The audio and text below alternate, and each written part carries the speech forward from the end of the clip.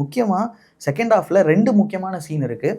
அபிஷன் and அந்த சித்தப்பூ சரவணனுக்கு நடக்கிற ஒரு சீனும், அபிஷன் வந்து அவரோட எக்ஸ் லவர், அதாவது அவர் சின்ன வயசில் லவ் பண்ண அந்த பொண்ணை பார்க்குற அந்த சீனும், அது ரைட்டிங் பேரடைஸ். சும்மா சூப்பராக எழுதியிருந்தாங்க அந்த சீன்ஸை. ஜஸ்ட் லைக் தட் அது வந்து கடந்து போகிற ஒரு சீனாக வந்து இருக்காது. ரெண்டுமே ரொம்ப ரொம்ப இம்பாக்ட்ஃபுல்லான ஒரு சீனாக இருக்கும். அண்ட் மோரோவர் படத்தோட செகண்ட் ஹாஃபில் தான் வந்து பார்த்திங்கன்னா மொத்த விஷயத்தையுமே இறக்கியிருக்காங்க.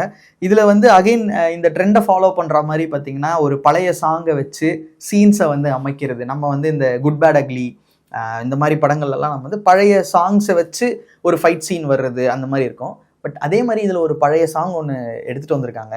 அதை வந்து அவள் வருவாளா சாங், அதை எடுத்துகிட்டு வந்து இதில் ஒரு மாதிரி ஹேண்டில் பண்ணியிருக்காங்க. நல்லாவே ஒர்க் ஆச்சு. அதை பார்க்கும்போது ஒரு சூப்பரான ஒரு சீனாக தான் அது ஃபீல் ஆச்சு.